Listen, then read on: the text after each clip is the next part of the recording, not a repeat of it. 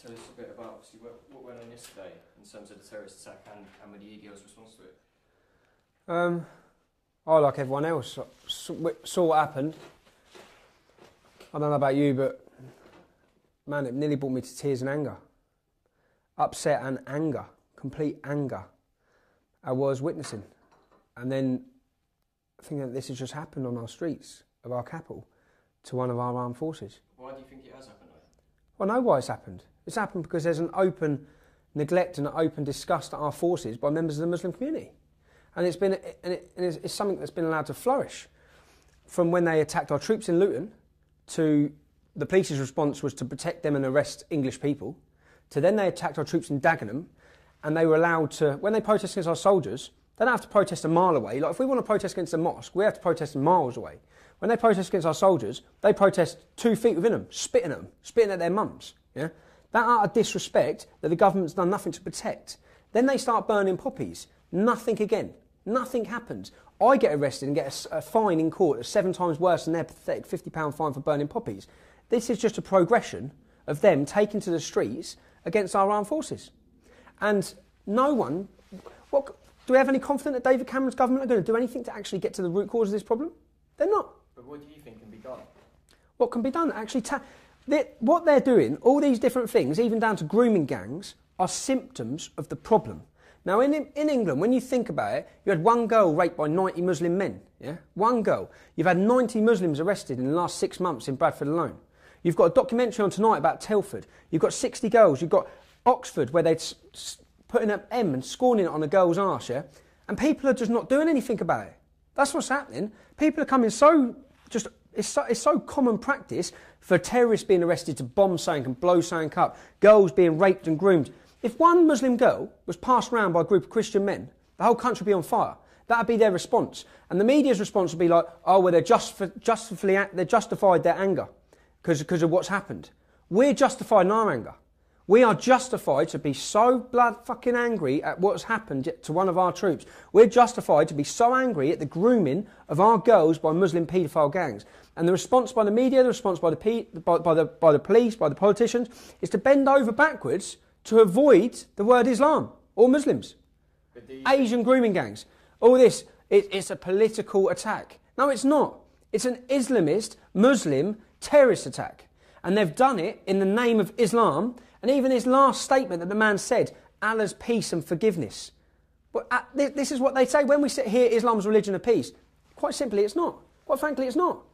But what do you think's going to be achieved by, for example, going there and protesting like you did yesterday? Well, we went there last night because groups of Muslims are walking around the street shouting Allah Akbar after one of our lads has been beheaded. That's the facts of it. So you went there in response to them shouting that? Well, originally we went in to show solidarity with the forces and anger. I didn't know what to do, but something had to be done. People can't just sit in their houses shouting at their TVs anymore, because that's what people have done for 15, 20 years. Everyone's saying the same thing, the same message, but no one's doing anything about it. And the fact is, if that would have happened to a Muslim, they'd come out and do something about it. Someone draws a cartoon in a foreign third world shithole, Sharia-driven shithole of a country, and they're on the streets in their thousands across this country, attacking police officers. Do you know what I mean? And the sympathy is with them, saying, oh, but you have to enter blasphemy laws to stop offending Islam and don't offend Muslims. And everyone's talking about offending Muslims. I don't care if they're offended. I'm offended every day. We are offended as the British public every single day by Islamic atrocities, whether it be worldwide or in this country, by their attitude, their non-integration, and the way their community is acting upon itself in this country. Now, I know it's not all Muslims. I know some Muslims are great. I know that some of the best people I've met growing up in Luton are Muslims. But their ideology, the way it's spreading in this country, David Cameron's on TV, I just watched it earlier, saying that this is a distortion of Islam and we will not surrender to extremism. You won't surrender to extremism because you're actually promoting extremism, you muppet. You're actually working with Saudi Arabia, who are funding all the madrasas and all the mosques in this country. They are funding the spread of Salafi and Wahhabi sects of Islam, the most extreme sects that are all of the majority of these terrorists come from these sects. And we're funding it. What are they doing about Anjem Chowdhury? He's got a school for Sharia in London, still operating now. Still today, after what happened to our troops yesterday, he'll still be sitting somewhere giving anti-British forces speeches and inciting Muslims against our forces.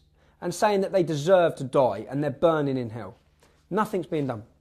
But when you talk, it sounds like you're really anti-Muslim, really anti-Islam. I'm really angry. But who is it that you're actually against? I'm against Islamist ideology. I think Muslims are the first victims of Islam. Standard. They've been brought up and brainwashed from the age of 4 into this ideology which promotes complete intolerance against other faiths. Now, there are some Muslim sects, when I've looked in and I've read quite a lot about Ahmadiyyas and these certain sects which are great and are completely peaceful. But they're banned from even entering Mecca. They represent 1% of Muslims. When they want to build a mosque, it's the fellow Sunni and Shias who protest against them. So it's like they're talking about our forces as well. You've had 225 Muslims killed this week in Iraq by Sunni v Shia. Yeah. Now, why don't you talk about that? So they're talking about what our forces are trying to save their country, trying to protect them from dictators who massacre them. And now they're all crying out. Listen to them all crying out for the British forces to get involved in Syria. So you don't want them in Iraq and Afghanistan, but now you're crying out for them in Syria. But who saved you in Bosnia? British forces. Who saved you in Bosnia? The British forces. You don't remember that? You want to cut off our lads' heads. But what obviously people would say to that, and sort of I'm playing devil's advocate here, is that they'd say that the Muslim population is vast, and this is a very small percentage. This is one attack in the last few years. What would you say to that in terms of targeting Muslims and targeting Islam? I'd say that we're at war, and unless you can name the enemy, you won't win that war. Unless our government are strong enough to name the enemy is Islam. The enemy to this country, these attacks that are happening, you'd say it's one attack, one successful attack. You had 6 Muslims from Birmingham who were planning to blow up the English Defence League with guns, bombs, knives. Yeah? You had another 6 from or 8 Muslims from Birmingham who were planning one of the biggest atrocities the country's ever seen, rivaling 7/7 and rivaling September 11th. This is all in the last 3 months. You had Richard Dart and his bunch of merry mugs planning to blow up Wootton Bassett. You have had a bombing every single month for the last 2 years, football stadiums, aeroplanes, shopping centres. Now, if the British police would not have stopped these atrocities, you see how angry everyone's feeling now? Maybe then people will realise we're in war. We're out of war. We are out of war. And what I'll ask the Muslims are, what are you doing to stop these extremist sects in your community? Because Saif al-Islam and his bunch of mugs have got a stall set up every Friday in Luton. Every single Friday. You're doing nothing. What are you doing to stop Anjem Chowdhury and his little bunch of idiots walking around Walthamstow promoting hatred, having their Sharia school for London? What are you doing to close down the 100 Sharia law courts that are treating women like dogs already? What are you doing to make all of us realise that it's not every Muslim? What are you doing? When are you going to take to the streets in outrage against what your fellow Muslims have done? When are we going to hear you do anything? If someone draws a cartoon in a foreign country, you're out on the streets. You want to kick off. You want to kick off over everything and anything in this country. Whereas, when are you actually going to take to the streets in anger and frustration against your fellow Muslim brothers? Then maybe then we'll sit up and we'll think, yeah, actually, here, they actually want to integrate and they want what's right for Britain. So what, in terms of the EDL, what do you think the EDL can do to try and help the situation or fight back, as you said? Like you said, you're fighting a war. So what does that war involve? Enlightening people, waking people up, letting people understand that where we're at now, yeah? We've got more Muslims in this country, more Muslim extremists, terrorists, atrocities. It's gone up 60% every single year, the terror threat. The amount of arrests for terrorism goes up 60% every single year. Yeah? Now, where we're at now, 2013... right? Muslims are having 5.6 children. Average Muslim male, 5.6 children in this country. Average non-Muslim, 1.3. Right? 30 years ago, this town, Luton, we had one mosque, 3,000 or 4,000 Muslims. Right? Within 30 years, 26 mosques, 40,000, 50,000 Muslims. What do you think it's going to be like in the next 30 years? What do we think it's going to be like? We're sleepwalking into an oblivion. Our whole entire race and our whole entire country is sleepwalking itself into Islamic domination across our country where everyone's so petrified, no one will dare even say the word. Everyone wants to whisper the word Muslim. These bombers were Muslim. Even the press last night saying, how do you know they're Muslim? They're shouting Allah Akbar. So to people who don't know anything about the English Defence League, and this is the first time they've heard about you, what does the English Defence League stand for and what's the future for the EDL from here? The English Defence League started 4 years ago as a pressure group in support of our troops. It's evolved as we've grown. It's changed a lot. It's been a snowball that got out of control in the early days without us knowing how to harness it. People are joined from all over the country. Basically, we're normal lads and lasses from towns and cities who will watch what's going on, who live in these towns that are plagued by Islamist gangs and out of control Islamic communities, and we want to make a change. I'm not saying we have all the answers. I'm not saying we can get in power and change everything, but by God, we're going to try. And by God, we're going to do everything we can to highlight these issues and make sure that the average British person sits back and thinks, what will it be like in 20 years? That's all we're saying. What do you think it's going to be like in 20, 30 years? Do you think it's going to be better? And if you don't think it's going to be better, and the truth is you say, no, this country's going to the pits, then why are you not doing something about it?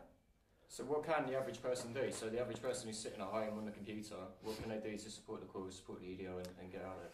Support the cause by getting on the streets. See, for 4 years, we have no money, we have no funding. If we had funding, we'd be miles away from where we are now, in campaign-wise. We would be doing so much to combat different things, the spread of halal meat. We're eating halal meat in all our supermarkets are selling us halal meat. Now people say, well, what's the big problem with halal meat? Well, only Muslims can work in halal arbitraries, so it's fascist in that sense, because the only people going to be controlling the meat. It's spreading across the whole country, which is creating a job market simply for Muslims, which means British butchers are being completely smacked out of the way and they're shutting every other week.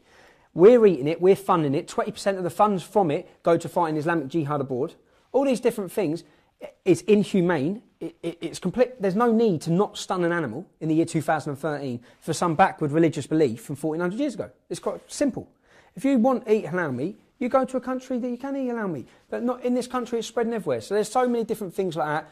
We have campaigns, local divisions, and as I said, it's a complete mixture of people, the English Defence League, man. Sometimes it's for the brave, sometimes it's for the strange, but it's the truth of it. So what's the next thing you've got planned? When can people come out and show support for the EDO and hopefully support it in a proper way without wearing a balaclava? Yeah, there's a demonstration. You see, there's a demonstration in Newcastle on Saturday, which is against the Islamification of the West End of Newcastle. You know, remember Biker Grove? They're now turning that into an Islamic madrasa. But that in itself, people think, well, what's wrong with that? When you look at who's behind this Islamic madrasa, who's funding it, we've done reports and studies and looking at for all these different places, like in Luton Town Centre, Luton's Discover Islam Centre. It's complete extremists behind it. So what form of Islam is then going to be taught in that centre? Do you know what I mean? So we're looking at targeting grooming gangs. We're doing things across the country. To be honest, I've been away for 9 months. I've had my own problems. But I'm back now, and it's time for people just to do their piece, man. Do your bit for your country. That's it. And when the government see, well, hopefully they're going to wake up after the last recent vote, and they'll start actually enforcing some of the policies that they promised to enforce against Islamic extremism. And people say, what's the biggest threat to this country? That's the biggest threat, whether you like it or not. Islam, the biggest threat. So in terms of the events that happened yesterday, is there anything you want to add about yesterday or about what the EDO are going to do? Yesterday, with regards to attacking police, English Defence League supporters have not just gone down there to attack police officers. It's just simply not true. They've gone down there to show solidarity with the forces, and groups of Muslims are roaming the streets. Simple. People are going to want to have a confrontation with them. And that's what's happened. One black lad got killed, Mark Duggan. The whole London comes out burning. I mean, we've just had one of our soldiers has been beheaded in broad daylight while shouting Allah Akbar and telling us this in the name of Islam and telling us that our wife and children are next. And you wonder why we were angry. And somehow our anger's not justified in any sort of way. Somehow we shouldn't even be out on the streets. So what do you say to any other extremists that are planning a similar attack? Well, you won't. All you do is wake people up. So it's like when people say they're going to attack us or they're going to kill me. You kill me, this country will riot. So there's your challenge. Is there anything else you want to add about anything? Just on Bank Holiday Monday, we'll be going to Downing Street, 4 p.m. This will be a supporting our troops demonstration. This won't necessarily be English Defence League, because the majority of people who contacted me to attend this event are not English Defence League supporters, who do not actually have. I have family, I have friends that do not feel the way I feel against Islam. You know what I mean? So this is my view, and it's people within the English Defence League. So this demonstration to support our troops will just be a broad support our troops. This is not going to be an Islam demonstration. It'll be a support our troops demonstration and an anti-government against the people in 10 Downing Street who are facilitating and accommodating these scum. Cool. And where can people find out more about that? On our website, www.englishdefenceleague.org, or follow me on Twitter. It's quite fun, actually, Twitter. Yeah. Okay. Follow my... What's your Twitter name? I don't actually know. What is it? EDLT Robinson. EDLT Robinson, yeah. Where you can follow the followers of the religion of peace being extremely peaceful in their messaging. So specifically to the attack yesterday, what do you think made these people want to carry out such a horrific attack? Islamist ideology. And if you look at it, they wanted to die as well. They wanted to die that day. Which is what you have to try and get inside their way of thinking, is that if they die fighting in the name of Allah, they're going straight to heaven. They're going to paradise, which is better than this life. That's why they don't care. That's when you see them, there's no care that they're about to die. And any of these people, that's why I shout Allah Akbar, God is great, just before they die. You have to try and understand that mentality and that ideology that's in their head and way of thinking is that, well, I'm going to a better place. I'm going to paradise. And the thing is, as I said, I can't have any faith that these problems are going to get solved. In British jails, 800 Muslims are being radicalised and leaving prison every year in British jails. Now, I just come out of custody. A lot of people say, I oppose illegal immigration, but I become an illegal immigrant, yeah? I went to New York. I think it's brilliant, though. Well, I went to New York to have my say against militant Islam. I got in. I used my friend's passport because I wasn't allowed in. I got sent to prison. I served my time.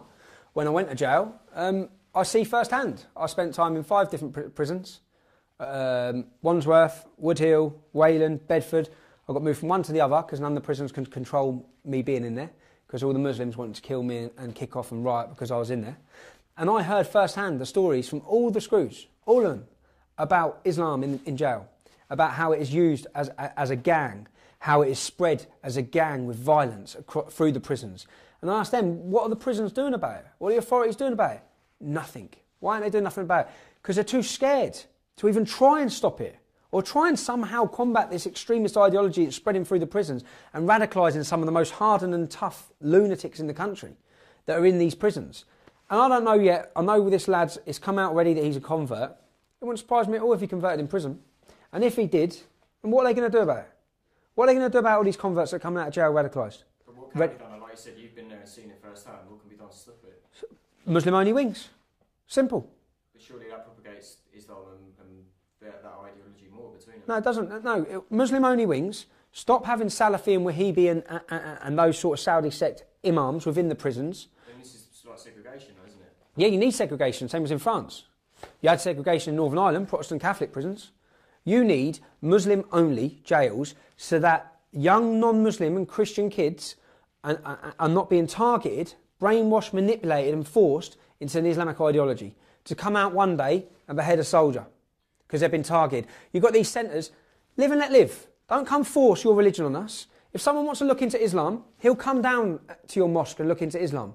Stop coming out on the streets. Stop trying to force Islam down everyone's throat. Stop opening centres like you have Discover Islam Centre, trying to spread and fund and spread your ideology. They said with that centre they opened in Luton, they won't rest until Islam is in every house in this town. And our council supported the opening of the centre. We don't want Islam in every house. You Muslims would not let their son or daughter convert to Christianity. So stop coming literally into our houses and taking our sons and daughters out and converting them. Simple. But what do you think made them want to carry out such a horrific attack? And where have we seen similar attacks before? Well, worldwide. See all these attacks worldwide. Beheading the people. So that's standard practice, isn't it? It's Islam. So you think that they've replicated an attack that's... They've replicated Ken Bigley. They've replicated all these different Al-Qaeda attacks. You have the black flag of Al-Qaeda openly flown out of capital. The Black Shahada. I mean, so what does it make you, or how does it make you feel knowing that these people are living amongst us? Well, I've known they're living amongst us. Well, yeah, I'll queue up next to them in the bank. That's the reality of it. But how does that make you feel, though? Disgusted. So you're queuing up with people in the bank who potentially want to chop your head off in public like these people? It makes me angry. My most anger is not at them, because I know how they feel. I know how their ideology works, and I know how it's being spread. It's our government allowing it to be spread in this way. It's our government and police forces allowing this. It's like those lads that were going to blow up the English Defence League. They're all monitored on watch lists. I don't know if this clown was yet. I don't know if it's come out yet that he was probably on an extremist watch list as well. Right? If these people are a threat to our country and a threat to its people, intern them. Put them in jail. Indefinitely if you have to. So a message directly to Theresa May and David Cameron. What are the EDL feeling about this and what are they going to do now to stop it? No, the British public, which we've tried warning you about for years, is that there's only so much the British public's going to take. Yeah, I don't advocate any violence, okay? I don't want anyone to go out and burn a mosque or attack innocent Muslims. No, it's not the answer, because they will be innocent Muslims, and you are then as bad as these scumbags that are doing it. Yeah? But Theresa May and David Cameron, it will be your fault when it happens. It will be your fault, because you're the people that have allowed this. You're the people who have not acted. And when people don't see light at the end of a tunnel, yeah, when people are that scared for their country's future, you're going to create monsters. You're going to do it. That's exactly what you're going to do. And that's not me advocating it, wanting it, wishing it. I'm just saying, realistically, that's what's going to happen. And there'll be innocent people getting hurt, and it's going to be blood on your hands. Our troops' blood's already on your hands.